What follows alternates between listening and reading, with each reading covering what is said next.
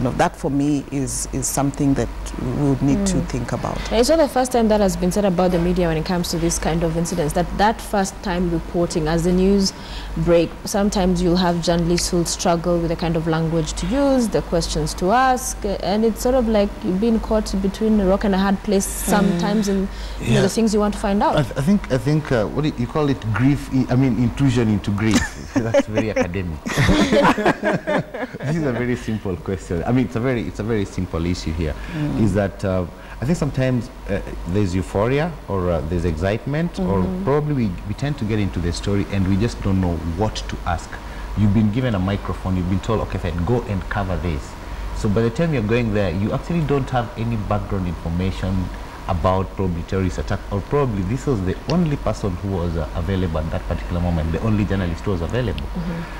But I think generally the times when we get as reporters, or as I don't want to say that it's only TV people, but the people who are the visible ones. Like even print guys sometimes ask very funny questions. There's something like we lack probably a world view at some point when we go to when a story is breaking. There is something that actually lacks in. I don't know whether it is our training, or I don't know whether it is the way we are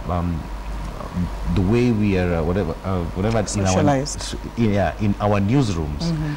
But there's always we tend to be a little bit fickle, in as much as I have to ask a question no matter what. The times when actually, if you don't have anything insensitive to ask, you don't have to ask. That reporter probably did not even know that actually he was being insensitive. For him, it's because I have to ask a question. The first thing that comes to the mind is like, will you forgive? Why would you ask me if I'm going to forgive a terrorist? Probably for me, if I were to ask anything about forgiveness, would you forgive the government? Or especially just just after the attack. Yes, I think an hour later is a different story. Probably, at that particular point. But you see, that's why I think there is it's to do probably with our training, either in our institutions or probably in the newsroom. Okay. Let's move this conversation along. Let's talk matters NYS and allegations of graft. So yesterday, I received this email from someone who was like, you know what? The Fourth Estate has completely misled us over this Waiguru story, because watching her, according to this person, at the parliamentary proceedings and her responses to the questions, and later on at a televised interview, they were like, what? And what are you guys reporting and shouting over the rooftops about? This is a completely different thing from what she's saying. And her herself, listening to her as well, she kept saying the media, that the media just had this narrative, which reminds me of what Ngunjiri said when he was here. He said the media was being used. So was it, do you get the sense, in a political sense, because there was a political narrative, did the media run away with that narrative and forget to counter-check whatever information they were getting from whoever they were getting? Yes, I think, was it last week or the week before when Ngunjiri was here?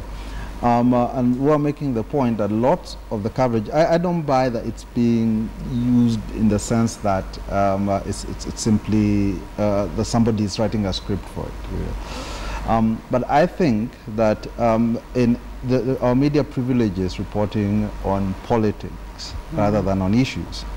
So it's not so much what was happening at NYS, whether it was graft or not, whatever. That was the story. The story was more about it is CORD versus going after Waiguru and so-and-so defending so-and-so. Yeah, precisely.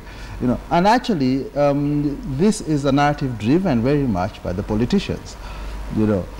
So we privilege reporting on their issues because that's what they're interested in. They're not really out to sort out the graft problem. What they want is to score political points with it.